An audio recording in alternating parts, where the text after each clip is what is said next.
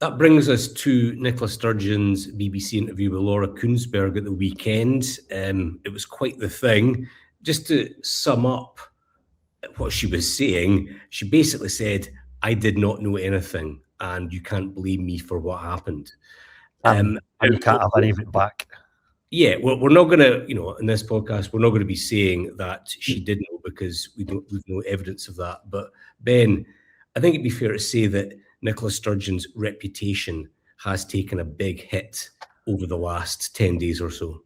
I think that would be fair to say. Yes, I think she's had, her reputation wasn't great before this. It's, I would say, beyond repair. I mean, obviously she's now a private citizen. She's left politics. She finally stepped down as Glasgow South Side MSP, although you could argue she stepped down as Glasgow South Side MSP about 2 years ago and spent most of the time writing books and going on tours with Val McDermid. And I think that book needs a rewrite, don't you think?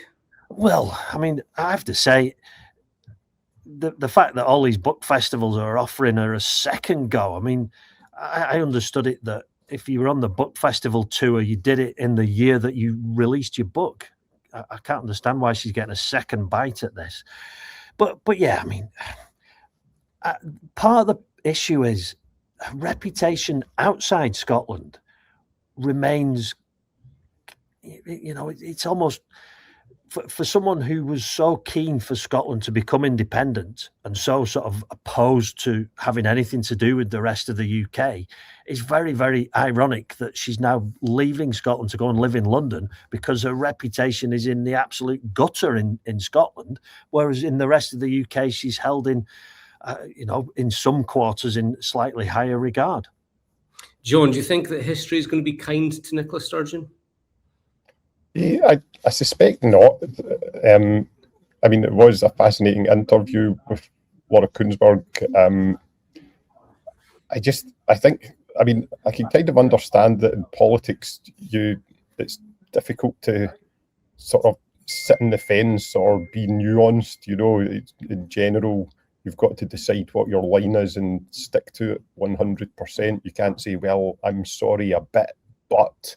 and I think that's the approach Nicola Sturgeon has taken to this from the beginning, is just like absolute denial. I knew nothing. I am the victim. Seemed to be very strongly suggesting she'd been the victim of misogyny almost in this case. This was about a husband's abuse of his abuse of a woman's trust, and I just don't know if people are really buying it. I think that there is still a genuine, whether or not Nicola Sturgeon was some sort of wholeheartedly complicit in some crime. I think most people don't actually believe that, but I think what is absolutely clear is that if Nicola Sturgeon really knew nothing, that she had a duty to know, and that hundreds of SNP members and our own parliamentary colleagues that were given a big slice of their salary to the party lost money because she failed in her sort of governance duty to make sure that the SNP was being run correctly. And you could kind of understand how that could maybe happen to a certain point, but I think there was clearly a colossal mistake made at the beginning of this whole thing where she thought that she could be the party leader and that her husband could be the CEO and that would somehow be okay. That was obviously a huge mistake that cost people financially in the end. And then there was a huge failure of judgment at the other side of it, where when people have been raising legitimate questions, she's absolutely cut them down and had an absolute refusal to believe or allow anyone to ask questions about what was happening with the money. And so I think that if you look at all of that and don't think that she owes the SNP an apology, then that's I don't know what that says about our character. I think it's worth mentioning, you know, John Swinney, though he's been getting criticised, he's apologised as the current party leader for what's happened, effectively the failures in governance, or the fact that someone, the chief executive, was able to do this. So it seems crazy that Nicola Sturgeon, who was the leader of the party at the time that it was happening, feels like she's actually the victim and she's got absolutely nothing to apologise for, and that the very suggestion she should apologise for anything is clearly like something that angers her. Because you know, I make no criticism of her as a wife. You know, that's their marriage. But you're right. Yes. It's her capacity as SNP leader, and as you said, this all goes back to the crazy decision to have a husband and wife team leading a political party. I mean, I don't think Cuba in the 1970s would have had that, and this is Scotland in the 21st century. If you're going to have that arrangement, as stupid as it is, if you're going to have that arrangement, you have to make sure that financial controls and the checks and balances are just above or beyond reproach, you know. And when you have a situation where he is able to approve his own expenses without anyone else looking at it, I mean, anyone in the private sector would look at that and think that's just a recipe for disaster. So she was the leader of the SNP who decided to keep him in post. She was the SNP leader on whose watch these slack financial controls were in play. I mean, I think it's obvious she has to apologise for the failures that occurred on her watch, and her failure to do so just makes her look stubborn. Absolutely.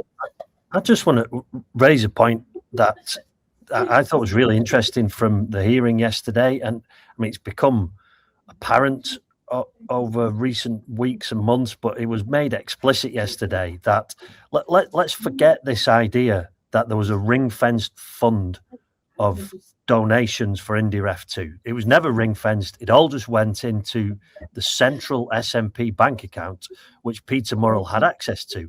Also in that bank account was all the donations from the membership fees, the donations from MSPs, but crucially, public monies. And the Electoral Commission, and I think there's some careful use of language here. If you go on the Electoral Commission website, the short money from the House of Commons and the policy development grants from the Electoral Commission are paid to parties as donations. They are classed as donations. So this is public money. This is millions of pounds of public money goes into this central pot, along with the £600,000 donated for IndyRef 2, along with the annual. So it all just goes into one pot, and Murrell raids that pot. So he hasn't spent donations. He hasn't spent IndyRef 2 donations. He's spent the SNP's money, and a good percentage of that money is public money. So it's not just an apology to members. There should be an apology to the taxpayers of the United Kingdom whose money's been embezzled. It's not just donations; it's everyone's money. Yeah, I think that's correct. And I think the other, just when you're talking about that failure of judgment, I guess, in Nicola Sturgeon's part, and not realising that you just couldn't have this arrangement. It's when you look at the pattern of Peter Murrell's spending, it's clear that it absolutely explodes the minute Nicola Sturgeon became First Minister. So it's clear that at that exact point, Peter Murrell felt, right, okay, I can act with complete impunity now. I can spend whatever I want, and he did. And I mean, I thought one of the interesting points in the Laura Kuenssberg interview was when Nicola Sturgeon was asked about the camper van and whether she saw it, and felt like she became a bit unstuck there. She, like she said, she used a very strange form of words. She said, I don't consciously remember seeing it, or something like that. It raises all sorts of questions. Did you see it or not? It's this huge van that was clearly not parked in the next door neighbour's drive. It was parked in your mother-in-law's drive. I mean, I saw somebody asking the question, which seems to get, if Peter Murrell was trying to hide this, then why would he take you to his mother-in-law's, taking Nicola Sturgeon's mother-in-law's house where this gigantic thing is parked outside in plain sight. So I think there really is big questions about when Nicola Sturgeon became aware that actually there is a problem here. And if it wasn't when this giant camper van turned up, if it wasn't when this Jaguar I-Pace turned up, if it wasn't when all of these like crazy luxury items were flowing into the house, then the other point you think it must have been was the point that her husband, who, as Ben made the point, is like his salary was good. It wasn't huge at the point where he was suddenly lending the party £107,000. You know, would that not have been the point where you'd think, that's a bit odd. That's a bit odd that my husband is giving the party over 100 grand to help with cash flow. I mean, something seems a bit iffy about this. And so that, like, the idea that at no point it wasn't until sort of late on when Peter Murrell literally being charged by the police that the pennies sort of began to drop, that, oh, maybe Peter Murrell's a criminal. It doesn't really wash, does it?